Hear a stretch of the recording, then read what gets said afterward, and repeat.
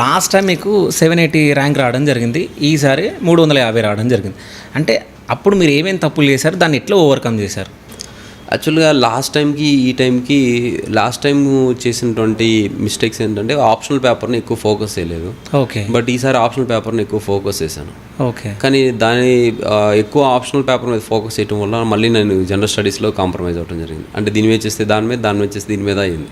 ఎందుకు అని అంటే లాస్ట్ టైం రిజల్ట్స్ ఎగ్జామ్కి తక్కువ టైం ఉన్నది. So less scope for rectification ఒకటి. రెండోటి ఏంటంటే నాకు లాస్ట్ టైం ఇంటర్వ్యూలో 182 వచ్చాయండి, ఈసారి 210 మార్క్స్ వచ్చాయి. సో ఎక్కువ చాలా మార్క్స్ పెరగటం అనేటువంటి జరిగింది, అరౌండ్ 30. సో ఇన్ఫ్యాక్ట్ 28 అన్నారు.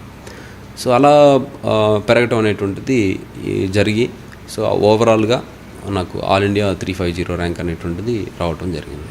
ఓకే. సో అంటే మెయిన్స్లో ఎక్కువ ఎస్ఐ రైటింగ్స్ ఉంటాయంట. సో చేతి మొత్తం పెయిన్ వస్తుంది, 20 క్వశ్చన్స్ ఉంటాయి. సో అంటే లాస్ట్ టైం మీరు ఎన్ని క్వశ్చన్స్ అటెంప్ట్ చేయడం జరిగింది, ఈసారి అటెంప్ట్ చేయడం? నా ఫస్ట్ అటెంప్ట్లో నేను ఫైనల్ కట్ ఆఫ్ని 9 మార్క్స్తో మిస్ అయ్యానని చెప్పాను.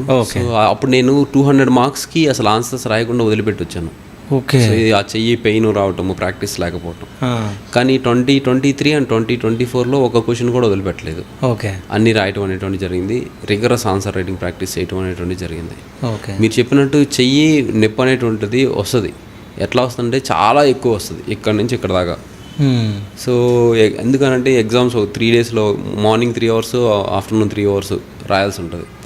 అలా రాసినప్పుడు మనకి చెయ్యి పెయిన్ అనేటువంటిది వస్తుందన్నమాట. సో దాన్ని మనం త్రూ వేరియస్ మీన్స్ మనం మజిల్స్ని ఫ్రీ చేసుకొని మళ్ళీ ఎగ్జామ్కి వెళ్ళాల్సి ఉంటుంది. ఓకే. సో ఎన్ని అవర్స్ ఉంటుంది ఆ ఎగ్జామ్? 3 అవర్స్ ఉంటుందండి. మార్నింగ్ 3 అవర్స్, ఆఫ్టర్నూన్ 3 అవర్స్ ఉంటుంది. అండ్ ఈచ్ ఎగ్జామ్లో 50 పేజెస్ రాయాల్సి ఉంటుంది. ఓకే. అలా.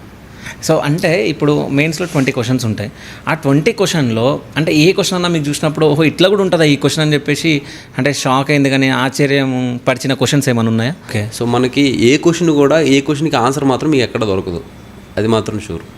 ఏ క్వశ్చన్కి ఆన్సర్ మాత్రం ఎక్కడ దొరకదు? ఇప్పుడు మన అకాడమిక్స్లో ఉంటాయి, అకాడమిక్స్లో మీకు గైడ్స్ లేకపోతే టెక్స్ట్ బుక్లు వాటిని తీసుకుంటే అక్కడ ఫిక్స్డ్గా ఒక ఆన్సర్ ఇచ్చేసి ఉంటారు.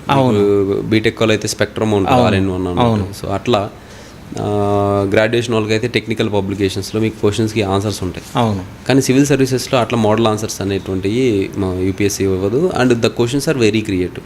ఓకే. సో ఆ క్వశ్చన్స్ అనేటువంటి చాలా చాలా